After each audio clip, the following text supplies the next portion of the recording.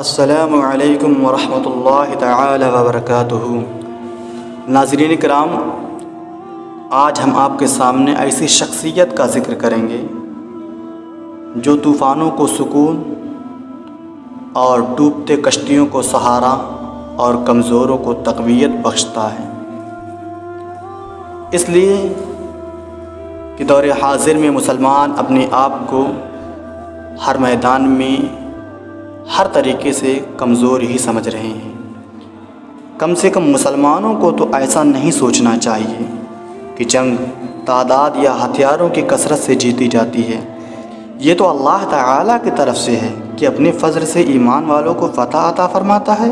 ہاں، یہ ہے کہ لڑنے کے لیے آگے بڑھنا ہوگا۔ ایک بار کا واقعہ ہے کہ چند صحابہ کرام لکڑیاں جمع کرنے کے لیے گئے تو دشمنوں نے پکڑ کر قید کر لیا۔ پھر سوال و جواب کرنے کے بعد جنگ کا پیغام دے کر چھوڑ دیا۔ یہ حرکت حضرت خالد بن ولید رضی اللہ تعالی عنہ پر سخت ناگوار گزری۔ آپ نے کافروں کو سبق سکھانے کے لیے 12 لوگوں کو ساتھ لیا اور دشمنوں کی فوج میں شامل ہو گئے۔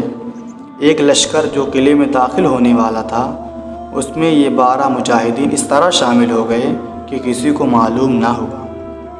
جب وہاں کا حاکم فوج کے استقبال کے لیے قلعے سے نکل کر آگے آیا اور اتنا قریب آ گیا کہ 10 ہاتھ کا فاصلہ رہ گیا تو یہ 12 مجاہدین آگے بڑھے اور کافروں نے سوچا کہ یہ دستہ میرے تعظیم کے لیے آگے آ رہا ہے۔ اس کافر نے مرحبا کہتے ہوئے کفریہ کلمات بکنا شروع کیے کہ حضرت خالد بن ولید کلمہ شہادت پڑھتے ہوئے شیر کی طرح آگے بڑھے اور اسے دبوچ کر اپنی تلوار اس کی گردن پر رکھ دی۔ مجاہدین نے جب تلواریں تان لی تو کافر سکتے میں پڑ گئے۔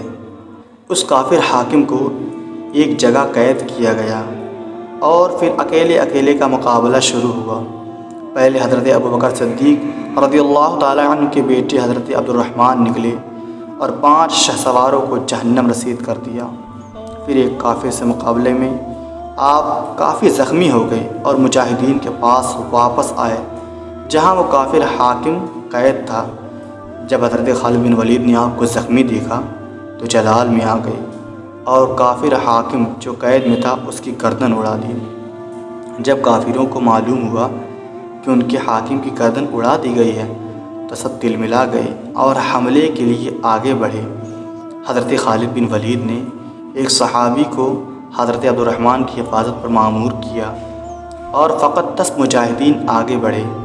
سامنے 10,000 کا لشکر تھا، پھر ادھر 10 ایمان والے تھے۔ حضرت خالد بن ولید جدھر جاتے لاشوں کے ڈھیر لگ جاتی۔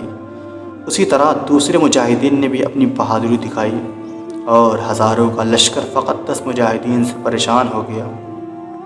صبح سے لے کر دوپہر تک جنگ جاری رہی۔ مجاہدین تھک کر چور ہو چکے تھے اور انہیں لگا کہ اب شہادت کا وقت قریب ہے کہ اچانک حضرت ابو عبیدہ بن جراح اسلامی لشکر لے کر مدد کو پہنچ گئے اور کافروں کو بھاگنے پر مجبور کر دیا۔ وہ بیچارے پہلے سے ہی 10 مجاہدین سے پریشان تھے، اب تو مزید کیسے برداشت کرتے؟ آپ نے غور کیا کہ کافروں نے مسلمان کو پکڑا پھر چھوڑ دیا۔ اس پر مرد مجاہد سیف اللہ حضرت خالد بن ولید نے کافروں کی خبر لے لی، پر آج کافروں کی طرف سے ظلم پر ظلم کیا جا رہا ہے اور جواب دینا تو دور، جواب دینے کی سوچتے تک نہیں۔ اللہ تعالی ہمیں اور ہماری نسلوں کو دین پر قربان ہونے کا جذبہ عطا فرمائے، ہمیں دین کے لیے لڑنے کی توفیق عطا فرمائے۔ السلام علیکم۔